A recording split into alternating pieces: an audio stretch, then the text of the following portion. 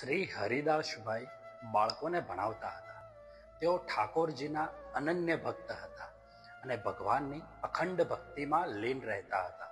શાળામાં પણ બાળકોને પ્રાર્થના, ભજન અને સારા સંસ્કારો શીખવતા હતા. દરેક પૂર્ણિમાએ તેઓ ઠાકોરજીના દર્શન કરવા મંદિરે જતા. ત્યાં પહોંચવા માટે તેમને ગામમાંથી ટ્રેન પકડવી પડતી અને લાંબી મુસાફરી કરવી પડતી. તેથી આખો દિવસ જતો.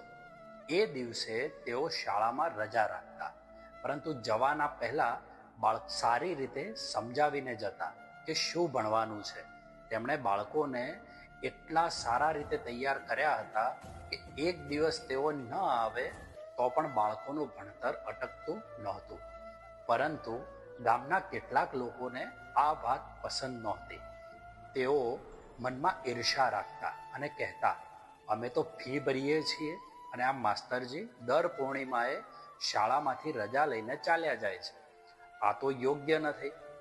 આ રીતે એક તરફ ભગવાનનું ભજન, બાળકોને શિક્ષણ અને સંસ્કાર આપવાનું કાર્ય, અને બીજી તરફ દરેક પૂર્ણિમાએ ઠાકોરજીના દર્શન માટે જવાનું, આ નિયમિત ચાલી રહ્યું હતું. એક દિવસ ગામના લોકોએ શિક્ષણ અધિકારી પાસે ફરિયાદ કરી કે શ્રી હરિદાસભાઈ શાળા છોડીને ક્યાંક ચાલ્યા જાય છે અને આખો દિવસ શાળામાં હાજર રહેતા નથી. ફરિયાદ સાંભળીને શિક્ષણ અધિકારીઓ તપાસ કરવા શાળામાં આવ્યા. ત્યાં પહોંચીને તેમણે જોયું કે શ્રી હરિદાસભાઈ તો બાળકોને ખૂબ પ્રેમથી ભણાવી રહ્યા હતા. અધિકારીઓએ બાળકોને થોડાક પ્રશ્નો પૂછ્યા. બાળકોના બધા જવાબ સાચા હતા. બાળકોના સંસ્કાર, શિસ્ત અને અભ્યાસ જોઈને શિક્ષણ અધિકારી પણ ખૂબ પ્રસન્ન થયા. તેમણે શ્રી હરિદાસભાઈની પ્રશંસા કરી અને બાળકોને ઇનામ પણ આપ્યા. ગામના લોકો પણ આશ્ચર્યમાં પડી ગયા. પછી તેમને યાદ આવ્યું કે તેઓ એક વાત કહેવાનું ભૂલી ગયા હતા. તેમણે ફરીથી શિક્ષણ અધિકારી પાસે જઈને કહ્યું, અમે તમને જણાવવાનું ભૂલી ગયા કે તેઓ દર પૂર્ણિમાએ શાળામાં આવતા નથી. ફરી એક પૂર્ણિમાના દિવસે વહેલી સવારે શિક્ષણ અધિકારીઓ શાળામાં પહોંચ્યા. એ જ સમયે શ્રી હરિદાસભાઈ તો ઠાકોરજીના દર્શન કરવા નીકળી ગયા હતા. જ્યારે આ વાત તેમની પત્નીને ખબર પડી કે શિક્ષણ અધિકારીઓ શાળામાં આવ્યા છે, તેમના પતિ તો દર્શન કરવા માટે નીકળી ચૂક્યા છે, ત્યારે તેઓ ખૂબ ગભરાઈ ગયા. તેઓ ઘરના મંદિર પાસે ગયા અને ઠાકોરજીને પ્રાર્થના કરતા બોલ્યા, હે ઠાકોરજી, આજે શિક્ષણ અધિકારીઓ શાળામાં આવ્યા છે. હવે આ તમારા અને તમારા ભક્ત વચ્ચેનો વિષય છે. તમે જ આ સ્થિતિને સંભાળો. આજે તમારા ભક્તનું અપમાન ન થવું જોઈએ. બાકી બધું તમારા હાથમાં છે. આટલી પ્રાર્થના કરી તેઓ શાંત થઈ ગયા. બીજી તરફ શિક્ષણ અધિકારીઓ શાળામાં પહોંચ્યા. તેમણે જોયું કે શ્રી હરિદાસભાઈ તો વર્ગખંડમાં બાળકોને ભણાવી રહ્યા છે, ભગવાનનું સ્મરણ પણ કરી રહ્યા છે. આ જોઈને અધિકારીઓ ખૂબ પ્રસન્ન થયા, ખૂબ ખુશ થઈ ગયા. થોડી જ વારમાં શ્રી હરિદાસભાઈએ અધિકારીઓને જોઈને કહ્યું, તમે આવવાના હતા તો મને અગાઉથી જાણ કરી હોત તો હું તમારું યોગ્ય રીતે સ્વાગત કરત. અધિકારીઓ હસીને બોલ્યા, એવી કોઈ જરૂર નહોતી. અમને તો તમને જોઈને ખૂબ આનંદ થયો. તમે શિક્ષણની સાથે બાળકોમાં જે ઉત્તમ સંસ્કારો પણ રોપો છો, આ ખરેખર પ્રશંસનીય કાર્ય છે. તેમણે ફરીથી શ્રી હરિદાસભાઈને અને બાળકોને ઇનામ આપ્યા. ગામના લોકો પણ આશ્ચર્યચકિત થઈ ગયા.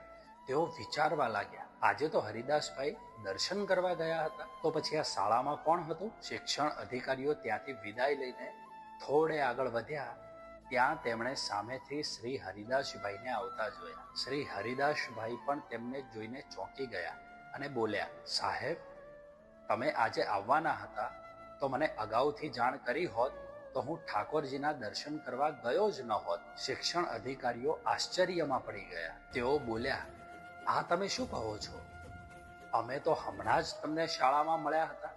તમે બાળકોને ભણાવી રહ્યા હતા, તો હવે અહીં કેવી રીતે? શ્રી હરિદાસભાઈ બધું સમજી ગયા. તેમની આંખોમાં આંસુ આવી ગયા. તેઓ ભાવ વિભોર થઈને બોલ્યા, હું તો ઠાકોરજીના દર્શન કરવા ગયો હતો. મારી જગ્યાએ મારા ભગવાન જ શાળામાં આવ્યા હતા. તેમણે જ મારી ફરજ નિભાવી, તેમણે જ બાળકોને ભણાવ્યા. આટલું કહી તેઓ દોડીને શાળામાં પહોંચ્યા. શિક્ષણ અધિકારીઓ અને આખું ગામ પણ તેમની પાછળ શાળામાં આવી ગયું. શ્રી હરિદાસભાઈ પોતાના કક્ષામાં પહોંચ્યા. તેમણે તે ખુરશી જોઈ જેના પર બેસીને સ્વયં ઠાકોરજીએ બાળકોને ભણાવ્યા હતા. તેમણે ભાવ વિભોર થઈને તે ખુરશીની પ્રદક્ષિણા કરી. પછી શિક્ષણ અધિકારીઓ તરફ વળીને તેઓ બોલ્યા, સાહેબ, આ લો મારું રાજીનામું. એવી નોકરીનો શું અર્થ જેના માટે મારા જેવા તુચ્છ માણસની ફરજ નિભાવવા મારા ઠાકોરજીને આવવું પડે? મારા ઠાકોરજીએ પોતાનું બધું છોડીને મારી જગ્યાએ આવીને બાળકોને ભણાવ્યા. આવી નોકરી મને સ્વીકાર્ય નથી. આ સાંભળીને શિક્ષણ અધિકારીઓ, ગામના લોકો અને બધા જ ભાવુક થઈ ગયા. સૌએ તેમની માફી માંગી અને ઘણો સમજાવવાનો પ્રયત્ન કર્યો, પરંતુ શ્રી હરિદાસભાઈ શાંતિથી માત્ર એટલું જ બોલ્યા, આ વાત તમે આજે નહીં સમજો. જે દિવસે તમને તમારા ઠાકોરજીનો સાચો અનુભવ થશે ને, જે દિવસે તમારો વિશ્વાસ અનુભવમાં પરિવર્તિત થશે ને, તે દિવસે જીવનની દરેક ક્ષણ ચમત્કાર બની જશે.